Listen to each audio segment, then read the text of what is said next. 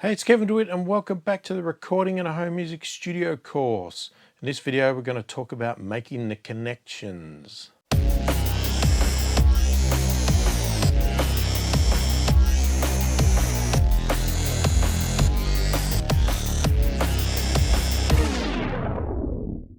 Alright, so making the connections. Okay, before we can record anything, we obviously need to plug stuff in. And to do that, we need to understand how we actually do that. So in the previous videos early on in this course, we talked about all the different types of connections, how it all functions, how your audio interface works and all that sort of stuff. In this one here, we're going to actually plug things in, and I'm going to show you actually me plugging things in and how I do it and all that sort of stuff. So we'll go through all the different type of connectors. Some of them I'm not going to be able to do here if I don't actually have those, but we'll discuss the various different types like our direct ins, high impedance, the TS style, the TRS connectors, our microphone cables and connectors, phantom power, all that sort of stuff, and even some MIDI cables and USB based cables for MIDI and whatever else. So we'll run through that, and as I said, I'll show you me plugging my stuff in and how it is plugged in my studio and how you can do it in yours, and then hopefully you'll be able to set your stuff up ready to go for recording. All right, so when it comes to connecting a direct in or line in from an instrument like a guitar or even a synth or something like that, there's generally two types of cables that we are looking at. One is a TS style, which looks like this. Let me see if I can get it in focus. Okay, and you just notice the little black sort of ring around it. Okay, that is a TS style. That is very common for guitars and some other instruments and that sort of thing. Now the other type is a TRS style, and we'll get this one in focus as well. And this one you'll see has two black rings on it. It sort of resembles a stereo cable. Now stereo cables can obviously look like this, but they can also be a mono cable that is called a TRS. Now what's the difference, without going into too much detail, is that a TS one with the one black ring is sort of unbalanced, okay? It's just designed for guitars and various things like that. Where a TRS is a balanced cable and it just has more wires in it and some more grounding and stuff like that to keep the noise a bit cleaner. Now, which one you use depends on your instrument and your audio interface. Of course, it needs to support it. So check out the manuals of your device and see whether it wants you to use a TRS or a TS style, and then pick the appropriate cable to suit. Now, if your instrument supports a TRS, I highly recommend you use a TRS cable instead of a TS, because you'll most likely find that a TS cable will get more noise on that instrument, and the instrument has been designed to use a TRS balanced connection to remove that noise. On the other hand, if your instrument is a TS style, sometimes you can use a TRS, but there really is no benefit to it because there's no extra wiring within the instrument itself. So it's of no value to do that, just stick with a TS. So just match them as appropriately. But if you only have one cable and you're desperate to do it, just try it out. Regardless, it may work, it just may not give you the best results.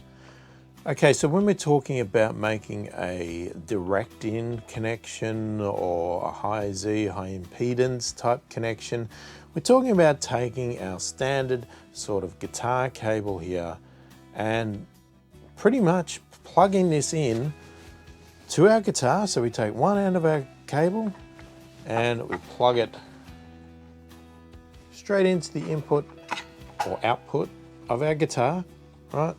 Pretty much as simple as that. And then we're going to take the other end of this cable and we're going to plug it directly into our audio interface. And we're going to plug it into a port that's obviously designed for this, so a direct in or a high impedance.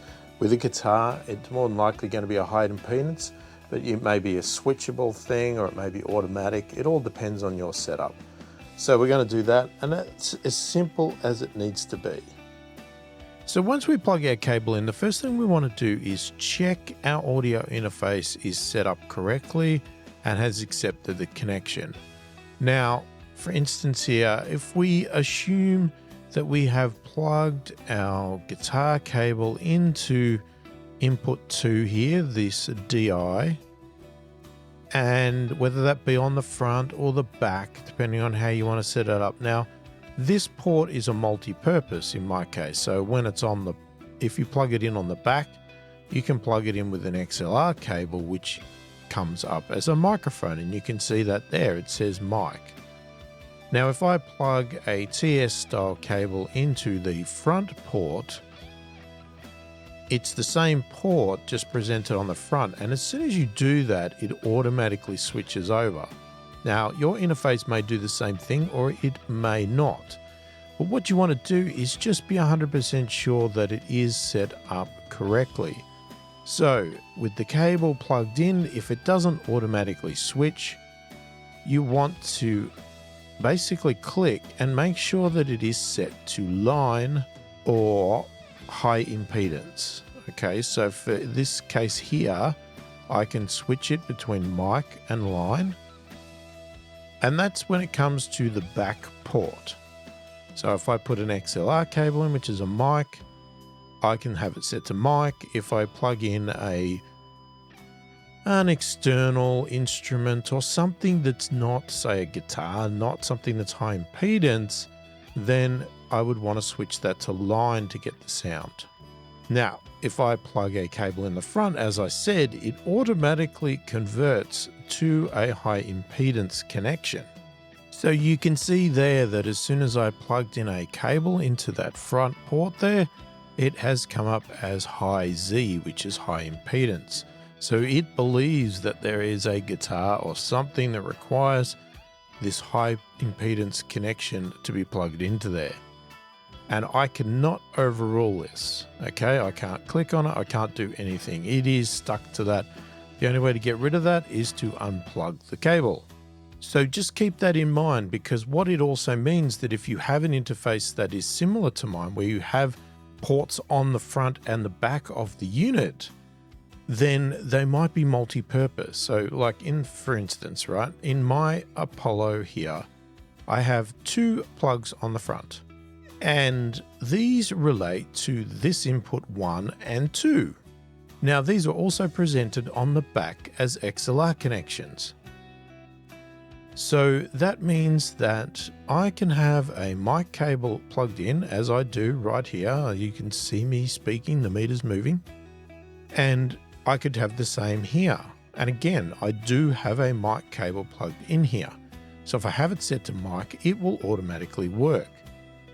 If I plug a cable into the front, so if I plugged a guitar cable into the front on this first port right now, it would automatically switch over and it would kill this microphone. You wouldn't be able to hear me talking at all if I did that.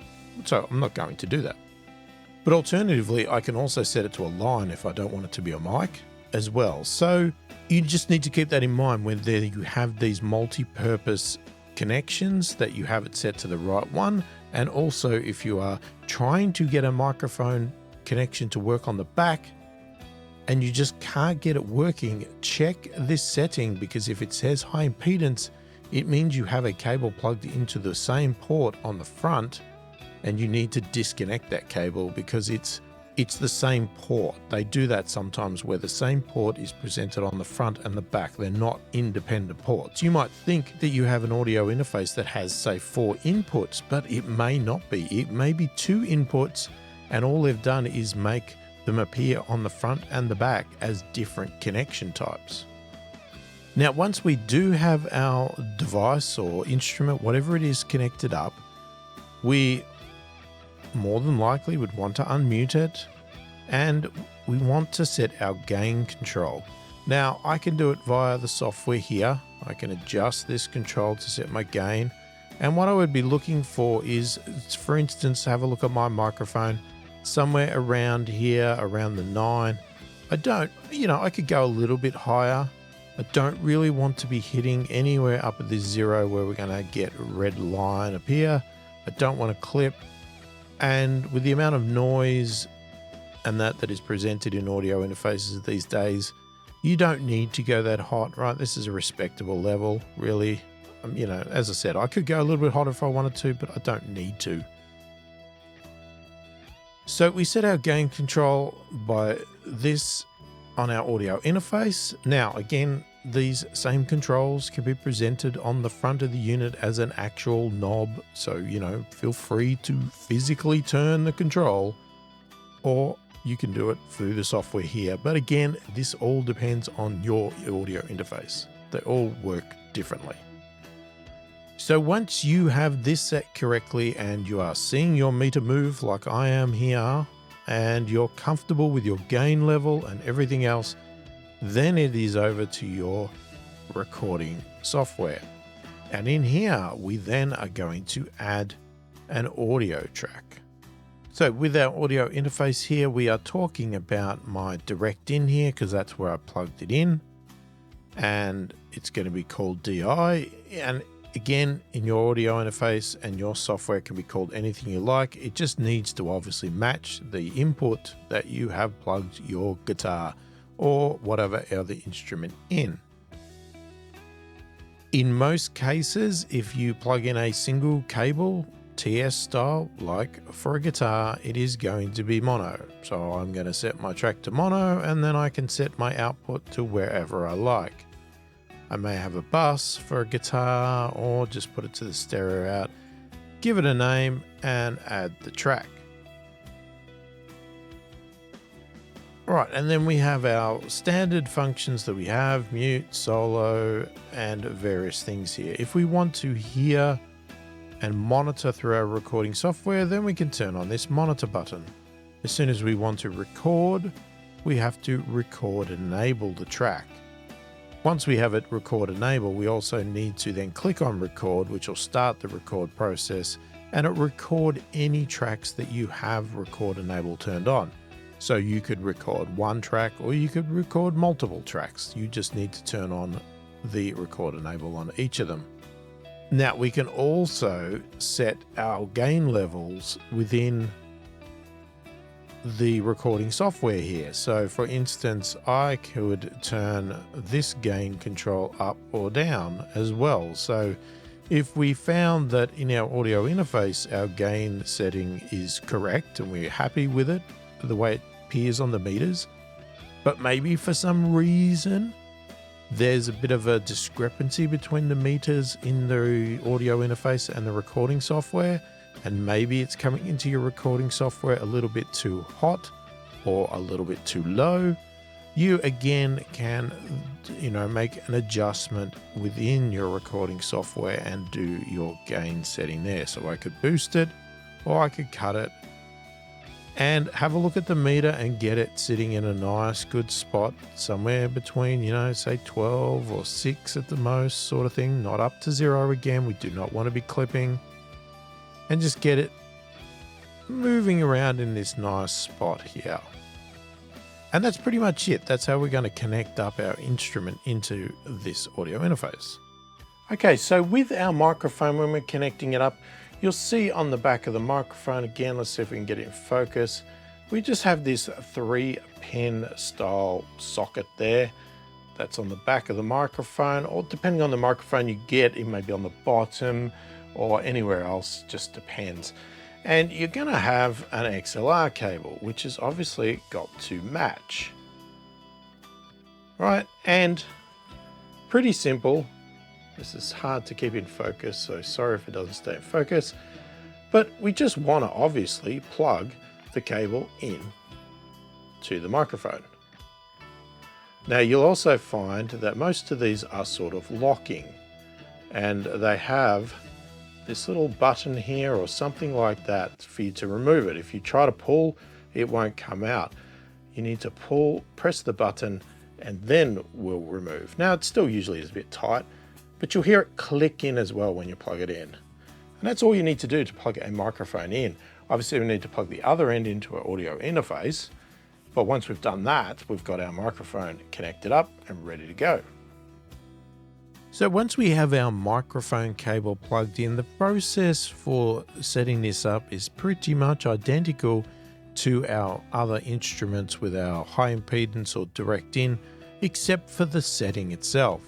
So once we plug our microphone cable in, we come into our audio interface and just confirm that our input is set correctly. So for instance, if I've got it plugged into this DI port here, channel 2, for instance, whatever you want to call it, and I have it as a microphone. In this case here, we do not want it set to this setting because it's set it to line.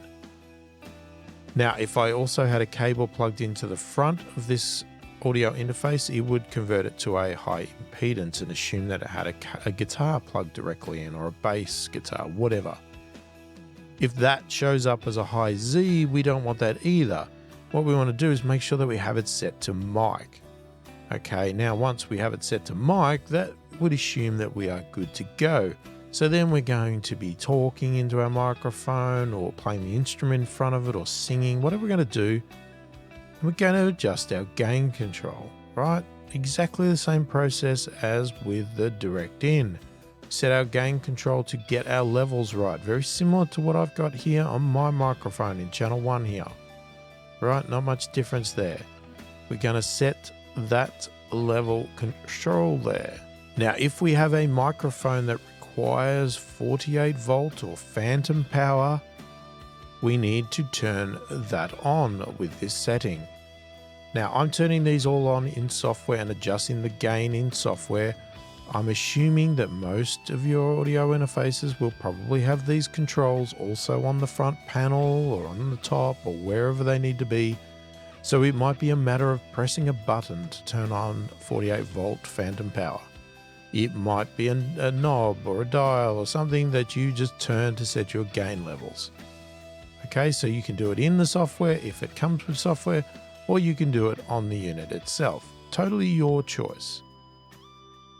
As I've stipulated many times, it is better to leave the 48 volts off unless you are 100% sure your microphone requires it. You don't want to take the chance of blowing up a microphone that did not need phantom power by having it turned on. So I always have it turned off so that it prevents blowing anything up. And when I know the microphone is not working and I'm sure that I've got it plugged in correctly and I know that it needs 48 volts, or I suspect it needs 48 volts, then I will turn it on and see if sound starts to work. If it does, then I made the right choice. So once we have the 48 volts set, if need be, we have the input level set, we are hitting our meters correctly, then we come over to our recording software and we're going to add our track. So in the case here, just the same as a direct in, it is still an audio track. There is no difference between it whatsoever. So we have it set to audio, we pick our input. In my case here, if I wanted to record what I am speaking now, I would set it to mic 1. If I wanted to record another microphone that I happen to have plugged into the second port, which I have labeled as DI, I would pick DI. Now with a microphone cable, it is always mono. The only way it wouldn't be mono is if I had two actual cables and I had them joined together in my software. That's not very common to do with microphones. Even if I wanted to do a recording in stereo with two microphones, generally, well, I can't think of a reason why I wouldn't. I would still have them set as two tracks, both in mono, and then I would just adjust them as if they were together, stereo. Right, so we're going to have it set to mono, we're going to have it set to our output, wherever that be, give it a name, add it to our recording software here, and then again, same process, we can monitor to hear it in our recording software. We can set it to record enable to actually be able to record our audio on the track. Now again, if you also need to do some gain adjustments in your recording software, so you've got your gain set on your audio interface correctly, it's hitting the meters correctly, if there is any discrepancy between the two meters and you would like to have some further adjustment, You can also tweak your gain level within your recording software up or down to get it to appear on your meters in your recording software correctly. Hopefully you won't need to do that, and hopefully it will sort of match. So, what level you set on your audio interface will be pretty much the right level appearing on the meters in your recording software. But there's a chance that it won't, so it's good to know there is settings to be able to change the gain in there as well. So now if you have an instrument that has a MIDI connector and you want to connect that up to control your sounds, etc. in your software. So for instance, say this device here, it has these two MIDI connections. Okay, so this is what I talk about when I'm referring to an old style DIN style connection. And what we need to do is take that device and plug in a cable that looks like this. So it looks a little bit similar to a microphone cable, but not quite. It has a lot more pins and a lot more smaller type pins. And these are just to pass lots of control signals and various things like that. Now, generally the ports are labeled as MIDI in and MIDI out. Now, what's the difference between them and how would you wire that up? It's basically a direction of the signals, and you can plug both in, okay? You can plug both the MIDI in and the MIDI out, or you can plug one or the other. It depends on what you're trying to achieve out of it and what the purpose is.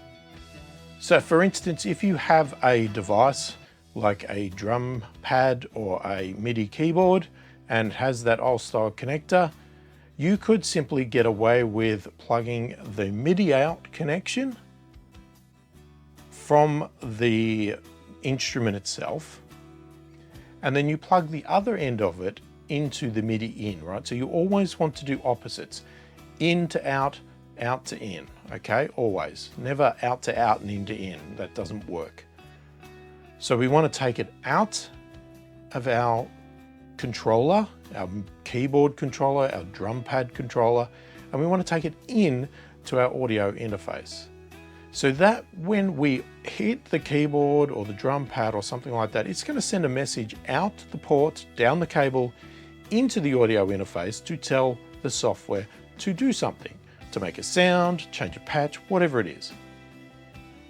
Now the opposite also applies, right? So from our audio interface or our recording software, we can have an out cable going to the in of our keyboard or controller or drum pad or whatever it is, and the opposite is happening. Now the software is going to send messages back out to the device, the instrument or whatever it is, and tell it to do something. Whether that's, again, change patch, light up something, do whatever it needs to do, depends on the instrument, depends on what it's trying to control. So if you only want your device to tell the computer to do something, then you can get away with one MIDI cable that just has an out going to the in on the audio interface. If you have a synth or something that plays sounds and you want it to play the sounds and you want the computer to control it, to change patches and things like that using MIDI, then you would want the out of the computer going to the in of the keyboard, and you could get away with one cable. Now, if you want it to operate in both modes, so you want it to be able to tell the computer to do things and also the computer to tell the device to do things, then you want both cables connected. You want an out to the in and an in to the out. Now, the other connection type is USB, and it's simple, it's USB. If you've ever used a computer, then you know what USB is. So you may have a keyboard controller or something like that, and it has a USB connector. All you do is plug that into your computer and suddenly it gets seen. Maybe you install some software and it then can send MIDI data again to control a piece of software to make the sounds, right? It's no different really to the actual DIN style old MIDI cable, except this is just more modern, more simple, and you don't need to plug it into a specialized audio interface with a port. You can just plug it straight into your PC to control everything. And that's pretty simple, but it's still most likely probably sending MIDI data. This time you don't need to worry about MIDI in and out. It's just its own programming language, or it's automatically doing both MIDI in and out and that sort of stuff. Or, you know, it may be doing its not technically MIDI data, but when it gets to your recording software, it is recording MIDI data usually, but it may be doing some sort of conversion in the software itself. So, you know, I'm not a programmer, so I can't really tell you how it does it, but that's basically what it is doing. All right, so you've plugged your old style, you know, DIN style MIDI cable into your instrument and connected it through to your audio interface. There really isn't much to do on your audio interface. Now, this one here, I don't have a MIDI connector in, but if I did, there really wouldn't be a great deal to do. You know, there is some MIDI settings here that you could play with. So, you know, you could program or connect up MIDI or something like that. I'm not even sure what that MIDI setting is, to be honest, because I don't use it. But there really isn't a great deal to do. It's not like you're going to be looking for a meter or any audio like that. You might just, it might have a little light or something like that to flash to indicate there's a MIDI signal coming in as messages are being sent. But otherwise, there really isn't much to do. It's you plug it in and hopefully it works. Now, when it comes to your audio interface, that's where you are going to set up either an instrument track or a MIDI track. Now, most of the time in my case, I would set an instrument track because it basically is a MIDI track in itself, but it just preloads an instrument and sets an output for that for the audio to play. So in this case here, I would pick an instrument that I want. So if I wanted it to be a synth, for instance, I could pick something like the Retrolog, add the track, and it automatically pulls up my instrument here, and I could start controlling it with MIDI data to get the sound out of this. Now again, exactly the same as with all the other connection types, you can set it to monitor if you so choose. I'm not really sure why you set that, because I'm pretty sure the sound comes out of your instrument anyway. But record enable obviously is valuable because we want to set it to record enable, and then when we actually hit record, it will record what we are playing, but it will record MIDI data this time. So you will see MIDI notes and things like that. You will not, it's not recording audio like a standard audio connection does, where it's like a waveform or anything like that. It's not even recording the sounds from this instrument. It is just recording the actual MIDI values. And this allows us to be able to change the instrument at any time, right? We are not locked into this instrument because this is just a virtual instrument, okay? It is not real and it hasn't recorded that sound. So if we went for the other option where we said we want a MIDI one, there is really no settings here whatsoever. And we can just add it and it just comes up with this MIDI signal here. Now again, the same settings apply here. We can set the MIDI input and we can set the MIDI output. But what I suspect this one is this is more of a control type thing. It's not so much of playing an instrument. This is more about passing MIDI, controlling things, or the software itself outputting MIDI to control an external instrument, because MIDI can also be used to have the software drive an instrument and change its settings, you know, change what patch it's using, change what bank or various things like that. You can have your software as you play do those changes on an external piece of equipment, which may be actually making the sound itself. And I think that's where the MIDI track would come into play. as opposed to the instrument track. Now, just to skip ahead a little bit with the USB connection type instrument, which is like again, I call it a MIDI controller, whether that be a keyboard that is USB based or anything like that, excluding microphones, and any instrument sort of thing like a drum pad or something like that. You plug that USB cable into your computer and it gets detected by your software as an input, and we set that up the same as I've done here as an instrument track, right? We just basically open and we add an instrument track. It is a virtual instrument and we set that.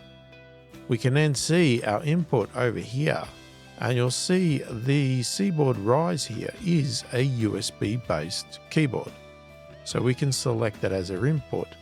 We can also leave it as all MIDI inputs if we don't really care, which input it uses, and it's just a matter of whichever one plays MIDI notes gets first preference of being used. We can do that.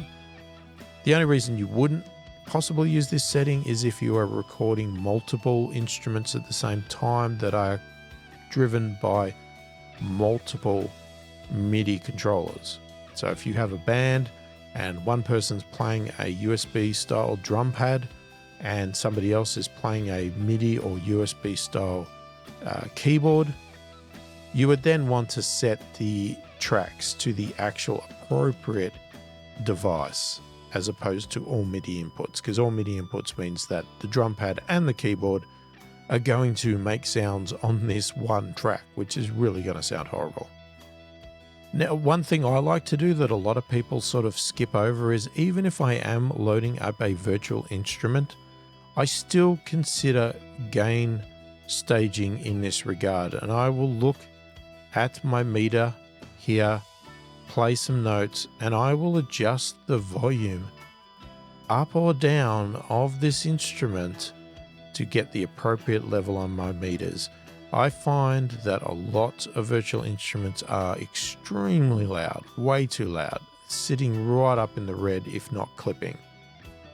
So if you don't pay attention to that, you're not going to get the best result. So even though it is a virtual instrument and you would assume that a piece of software loaded in your recording software should be set to the right value, just don't assume it, because it's not the case, okay? And it will adjust for all the different patches you use. Some are very quiet, some are very loud, and you will want to tweak this setting to get it right on here. So there you go. Hopefully that gave you a good idea of how to connect up your equipment and all of your instruments and everything else that you need to plug in. And this is a video or a topic in the ebook, whatever you're preferring to look at, to come back to as you do the recording. So to save on repeating myself with all these connection types, all the different various instruments we are going to go through and we're going to record in the future videos as we go through this course, you will need to refer back to this if you need to jog your memory of how to plug these things in, because I'm not going to repeat these items again in the future videos. If you do have any questions about your particular setup or anything that I've discussed in here that maybe you didn't understand or you need clarification on, please feel free to leave them in the comments so we can all discuss it and get the answers that you need. So hopefully this video has been helpful. Thank you for watching, and I'll catch you in the next one.